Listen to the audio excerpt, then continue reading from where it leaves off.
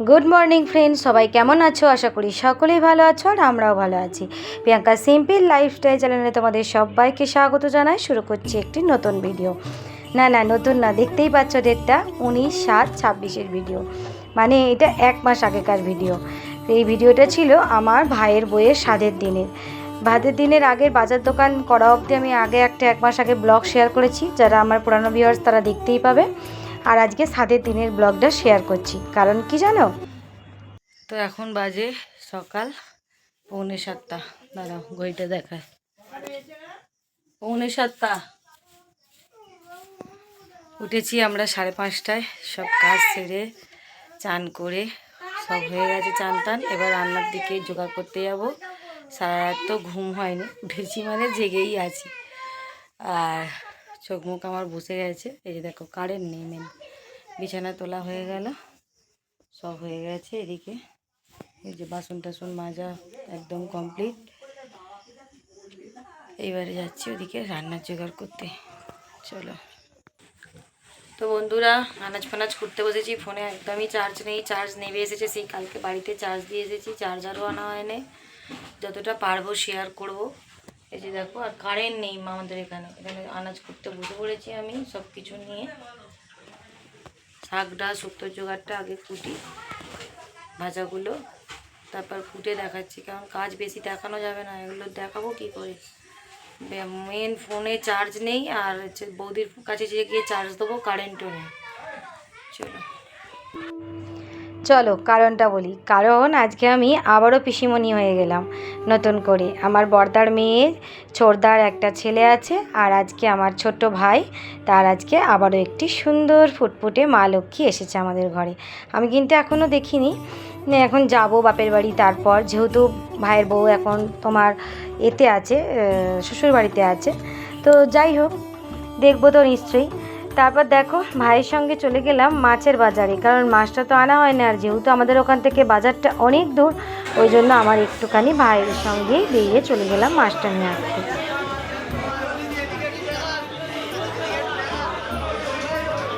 এই দেখো, এই দাদা বলে, দিদি আমাদের দিকে ক্যামেরাটা একটু ঘোরাও, তুমি কি চ্যানেল আছে তোমার, ব্লগ বানাও? আমি বললাম হ্যাঁ তাই। তো যাই হোক, ওনার সঙ্গে কথা বলে এদিকে ভাই যেখানে নিয়ে চলে এলো সেখানটা চলে এলাম মাছ কিনতে। নিজে হাতে বাজার করেছি আগের দিনে মায়ের সাথে। তারপরে মাও কিছু কিনে কাটে রেখেছিল, কারণ মায়ের তো বয়স হয়েছে, মা একা একা এত কিছু এখন আর পারে না। অথচ মায়ের দেওয়ার ইচ্ছে সাধ, আর যেহেতু কাকিমা নেই, তার কাজটা আমাদেরই পূরণ করতে হবে। তা ওই জন্য দেখো আজকে সুন্দর করে ভাইয়ের বউকে আমাদের সাধ্য অনুযায়ী সাধ দেবো। তা বোনকেও ডেকেছি। এই যে আমাদের মাঠের রাস্তা, আমাদের মাঠটা কিন্তু অপূর্ব সুন্দর।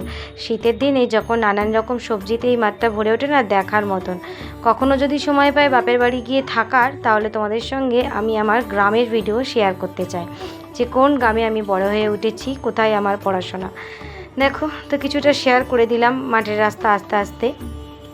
আর এখন চলে এলাম মাছগুলোকে একেবারে ধুতে।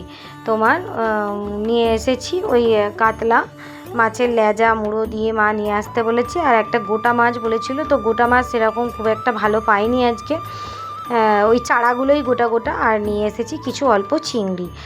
তো মাছগুলো বেছে নিই ঝটাপট করে। তারপর চলে এলাম এই ঘরে বোন কিন্তু আনাজ কুটতে আরম্ভ করে দিয়েছে, মানে আমি যে শাকটা কুটে রেখে চলে গেছিলাম, বাদবাকি এসে দেখি ও শুক্তোর জোগাড়টা কুটে নিয়েছে। আমি বললাম তুই তাহলে ভাজাগুলোও কুটে নে, আর চাটনিটাও কুটে দিয়েছে, মানে কুটাকুটিগুলো ও করে দিয়েছে, কারণ সেই সময় ওর পায়ে প্রচণ্ড লাগা ছিল।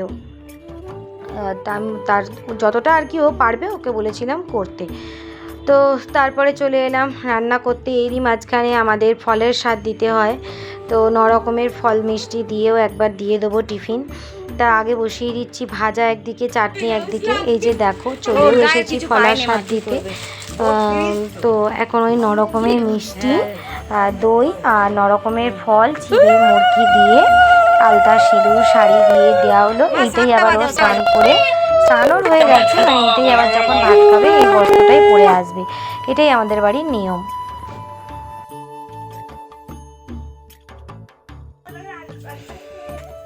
ভালো থাকো, সুস্থ থাকো, ভালোভাবে আসো বাবা।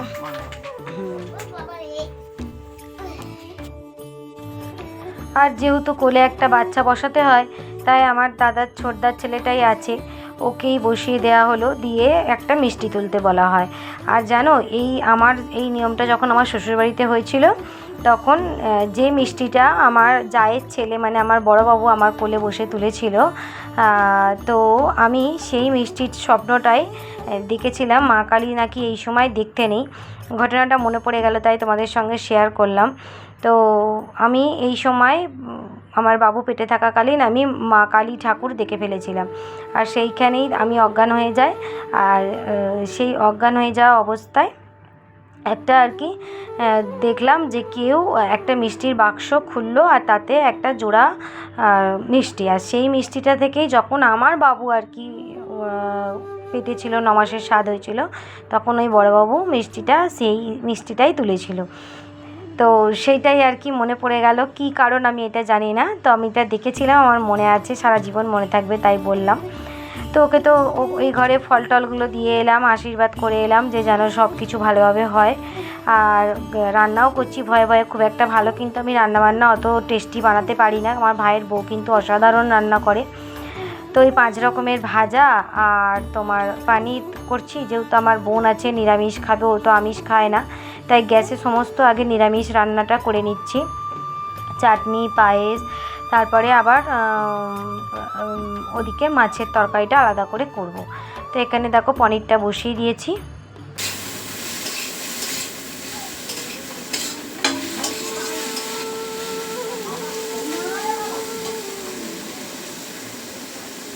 প্রচণ্ড গরম, আমি চান করে যাচ্ছি, বোন একদিকে সব জোগাড় তুলে দিচ্ছে, এদিকে রান্না করছি, এবার শুক্তোটা বসাবো। তো রান্না যে করতে করতে দুটো কথা বলবো সেই সুযোগ নেই, যাও বা একটু সুযোগ করে তোমাদের কাছে কথা বলতে গেলাম, এমন চেঁচাচ্ছে ওদিকে পিছনে আমার বাবার পিছনে আমার মা, না আমি বললাম যাকে ক্যামেরা বন্ধই করে দিই। তো ওদিকে শুক্তোও বসিয়ে দিচ্ছি একদিক দিয়ে, আর একদিক দিয়ে এদিকে তোমার পায়েসও বসিয়ে দিচ্ছি।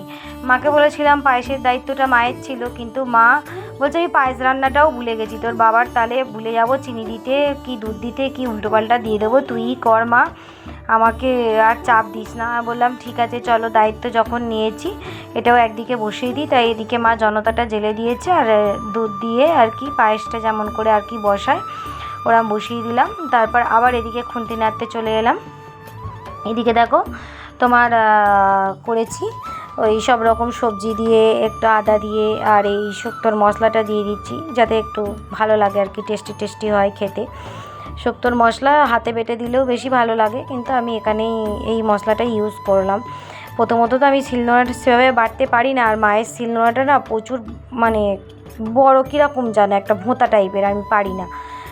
বললাম বাবা আমি যেটা পারি মশলা দিয়ে করে দিই, কিন্তু ভালো হয়েছিল, শুক্তোটা খুব সুন্দর হয়েছিল। আর আমার ভাইয়ের বউ বলেছে ওর সমস্ত রান্নাই নাকি খুব ভালো লেগেছে।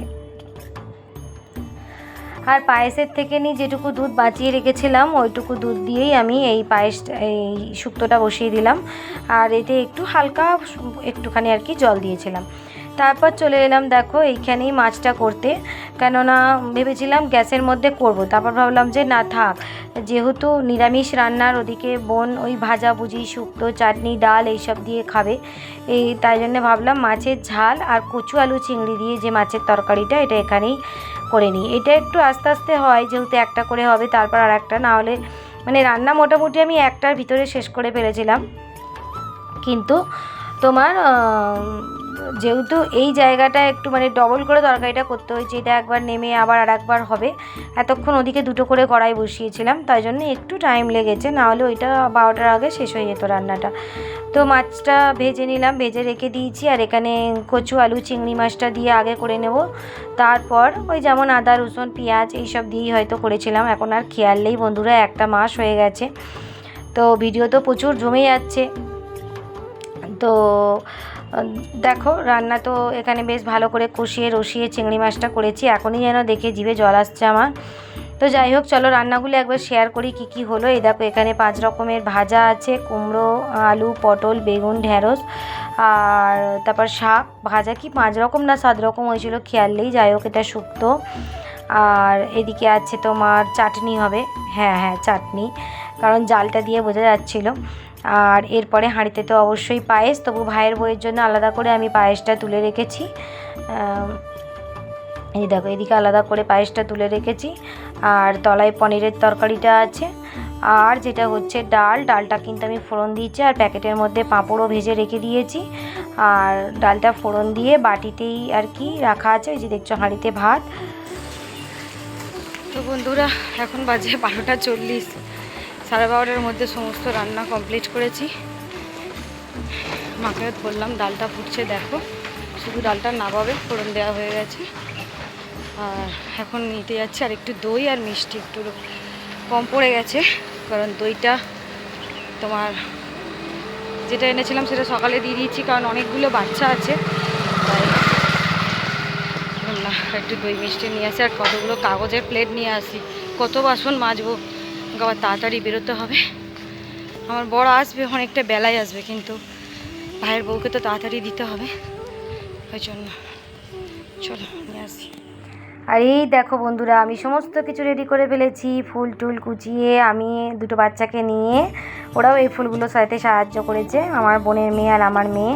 তো একদম সব কিছু সাজিয়ে রেডি করে দিয়েছি। একটু ভাতটা আর কি বাড়িতে তুলতে গিয়ে না আর কি চাপ মেরে লেগে আর কি ভাতটা আর কি ভেঙে গেছে। দোকানটা একটুখানি দেখতে কিরম লাগছে, তো সব রকম সাজিয়ে দিয়েছি। এরপর ভাইয়ের বউ আসবে, তাকে মা আশীর্বাদ করবে আর প্রসাদ গ্রহণ করবে।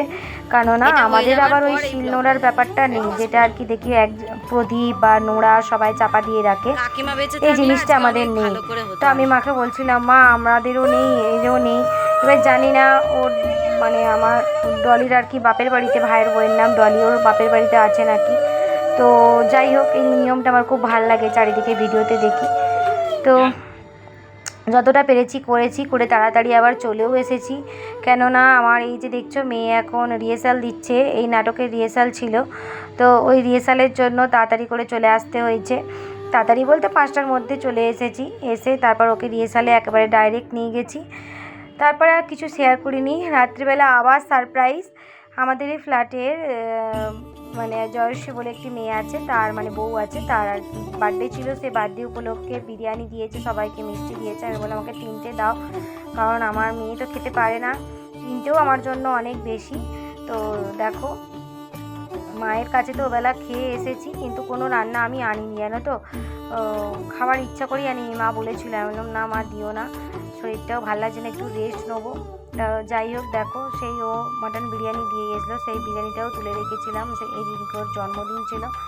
আজকের ভিডিওটা তোমাদের কেমন লাগলো প্লিজ জানিও, যদি ভালো লেগে থাকে অবশ্যই একটি লাইক কমেন্ট করে দিও, আর যারা নতুন বন্ধু আছো চ্যানেলটিকে অবশ্যই সাবস্ক্রাইব করে দিও বন্ধুরা।